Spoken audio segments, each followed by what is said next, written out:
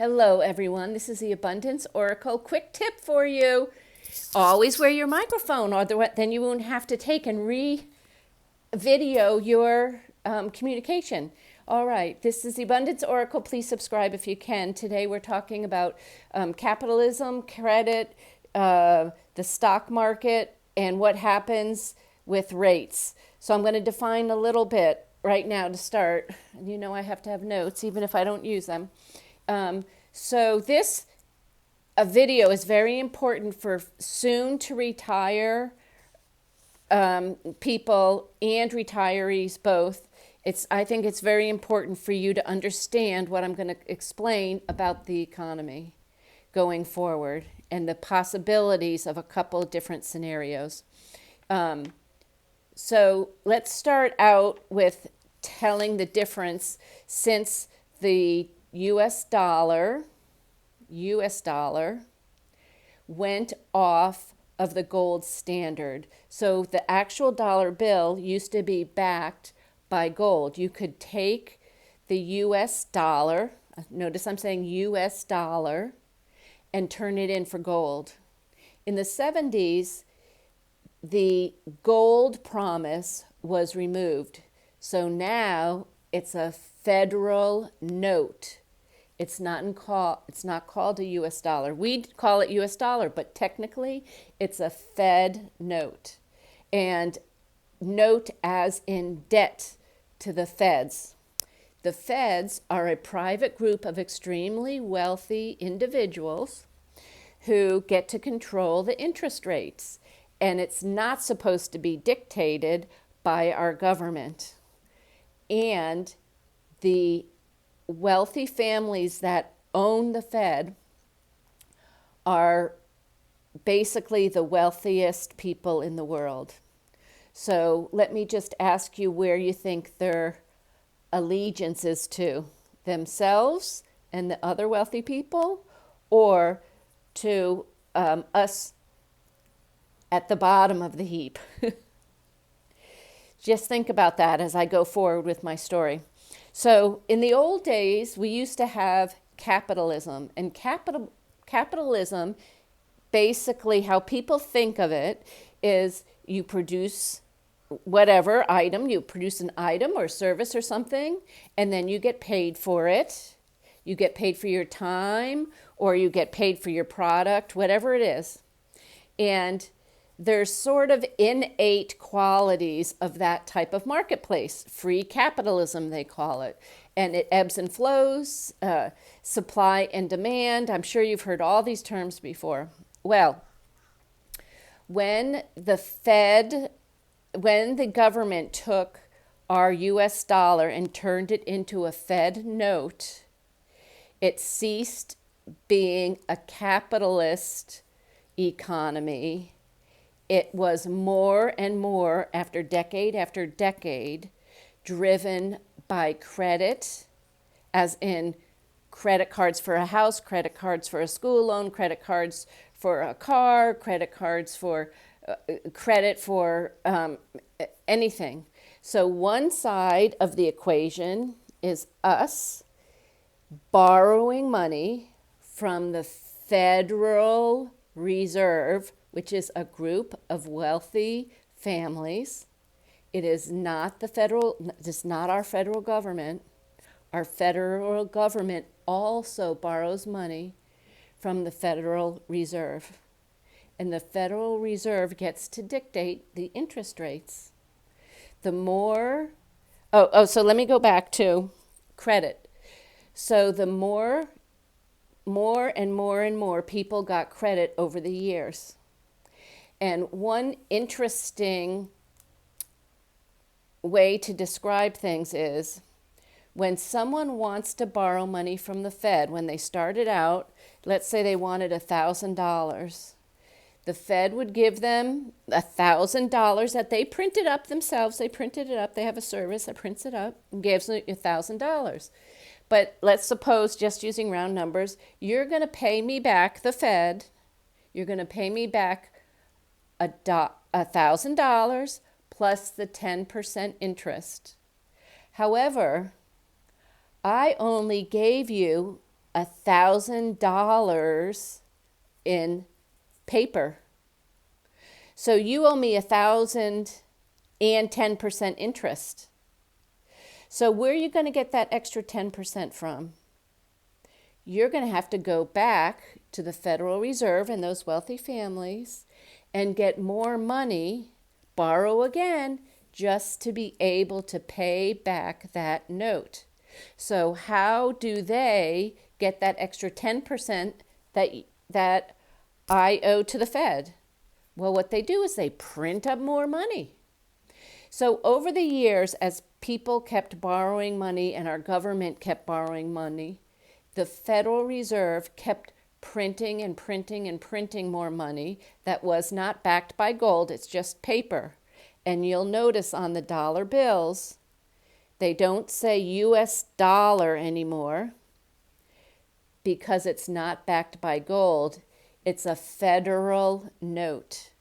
And all the US dollars were taken out of circulation. So now you can't even use a US dollar which was backed by gold. So the Fed, the system they have set up, is sort of like a Ponzi scheme. Every time someone borrows money, they have to come back because they need more money to pay them back. Over the decades and decades and decades, we've accumulated so much debt as individuals and as a society to the Fed, to the wealthiest families in the world. We owe a lot of money to, and now 74% of us in the United States, and this is a worldwide system now, they're trying to get it into every country. Hold on, 74% of people are living paycheck to paycheck, and the capitalist system we had is no longer producing products and services in the quantities that we used to. So now we even go to the Fed and borrow more and more money. The more money that's out there, the less valuable each individual dollar becomes less and less valuable.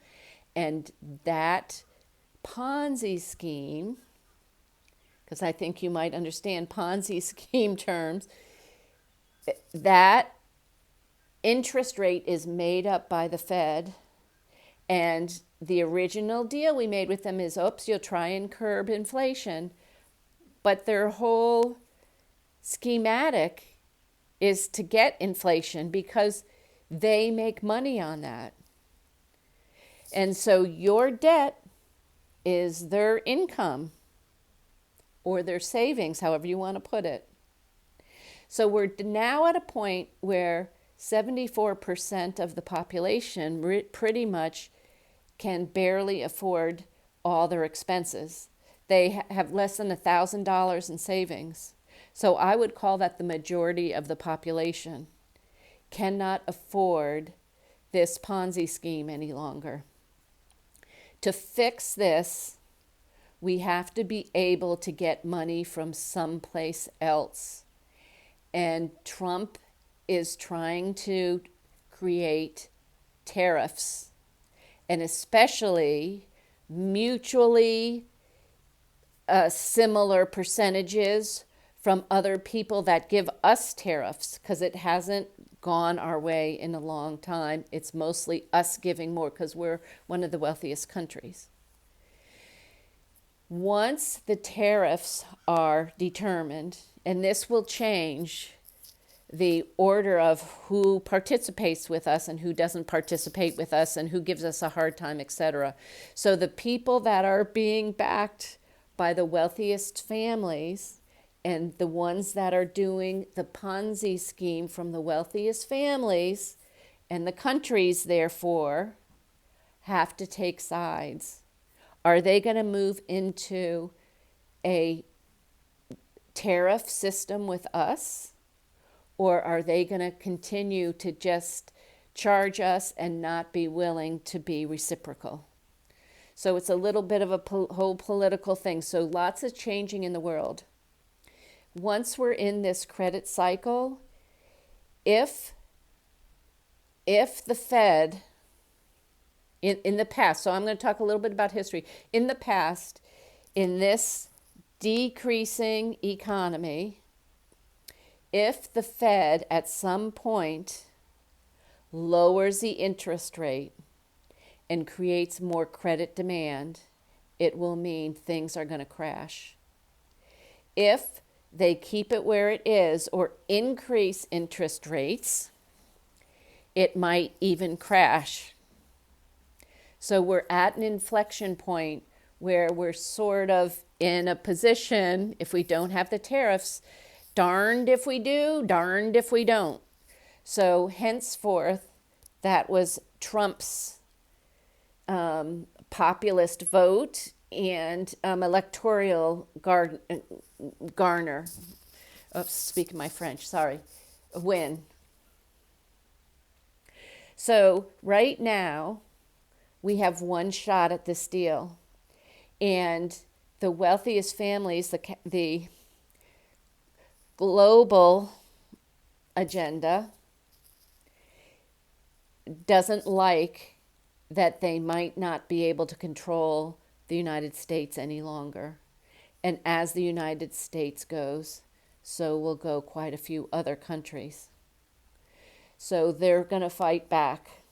And they're fighting back economically. They're fighting back with propaganda. And they used to be able to control the media. Now they have less control over the media. They've set up a lot of systems within the United States over the years to make sure that they are the ones left in control at the end of this chess game. So if you are someone that is counting on Social Security and your 401k, typically if the next move is a big pullback, typically history shows that the stock market has gone down significantly. Most of you will probably remember the 2008, 2009 through 2010 time frame. This situation is worse than that. This will also, because of the credit situation, it will also probably, unless something changes from historical happenings, it'll probably drive down the real estate market as well. However, even if we don't do anything, there's so many people that are neck deep, creeping up, the water's creeping up with their debt, that it's unmanageable, that are not going to be able to afford their mortgage payments, they're not going to be able to afford their school payments, they're not going to be able to afford their rents of their apartments. So we're really up a creek, and we will see how this whole thing turns out. The only way out will be the tariffs working. Right now, unless something new shows up, the tariffs working and the Fed removed from our wealth system. So, not everybody loves Trump. They don't like his style, but his fiscal ideas and his desire to protect the United States and the United States citizens is the hope for the future. I mean, I don't know how to say it. There is so much corruption that hasn't been revealed yet that will be revealed over time. That those who do not understand this, do not like him, do not see, their eyes will be opened on who they're cheering for to get rid of him.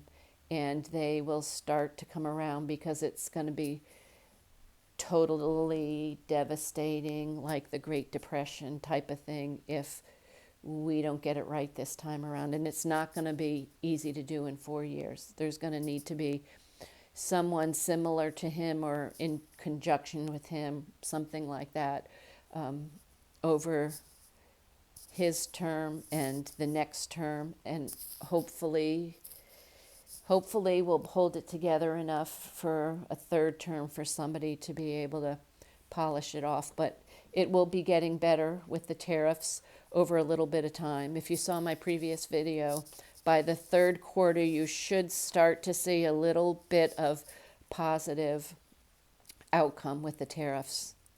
And that will scare the the global world people, let's just say it like that, and they may take measures that we're not going to appreciate and try and distract us from what's actually happening. Okay, let me just see if there's any notes that I wanted to discuss with you.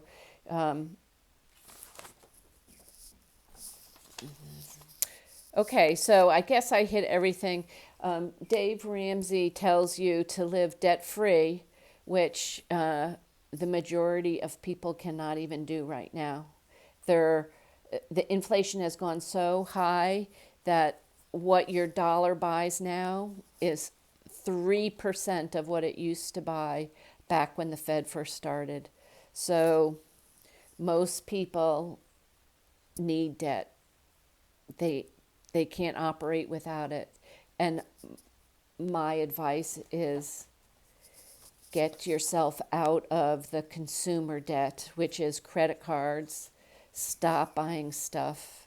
I know you're not going to be happy, but you need to have vacations with your in-laws or your friends instead of flying to Italy and France or the Caribbean or whatever. You need to hunker down for a couple years until you can save some money. I know it's a very unpopular conversation, and I know because I have two late 20-year-old girls who remind me of that constantly, and I remind them of what's upcoming. Now, if you have no debt and you have an organized pantry, an organized situation at your house, I still, in my opinion, and I no longer run money for clients any longer. So this is not a financial recommendation. This is an explaining how things work. In the past, history, I'll talk about history. When times got really tough, metals used to go up quite a bit. Now, in the last 2 years, that's almost doubled, I think, for gold. Silver hasn't gone up yet significantly. However, both of the quantities of gold and silver mined already are about the same. So there's a little, people have organized way of keeping prices at a certain level. It's so hard because you can't say things that you want to say. Okay, so get rid of all that consumer debt. And Robert Kiyosaki, who I like a lot, if you can read his book, it might be very valuable for you. It's called Rich Dad, Poor Dad. Most of us have been indoctrinated into thinking like his poor dad, and then the wealthy think like his rich dad. But many of us in the country have not been connected with someone who's wealthy, so they don't even know the difference between the rich dad's teaching and the poor dad's teaching. And I recommend his book is very easy to comprehend, and it's very easy to get. They have it on Amazon. I use Audible, which is owned by Amazon. A lot of books right now you can get on Audible and just leave them on your car. It takes you an hour to get someplace and then an hour back home, or you're driving around in the morning on your way to work. You can pop that on and listen to it. or you go on a walk every day, you can put these things in instead of the music. You can learn and you can expand your knowledge base, because I think everyone's going to need to do that going forward. Okay, I love you all. I know this is long, and I hope you hung in there with me. Please subscribe if you can. I'm going to do some more informational videos the next couple of days, and I'll try not to bore you. I'll take you to the beach. It's still chilly. I have my socks on still, so we're not going to dip our feet into the sand, or especially not the water right yet. But love you all. I hope to talk to you, and please comment below if you have anything to add to help people in this conversation. Thank you. Bye-bye.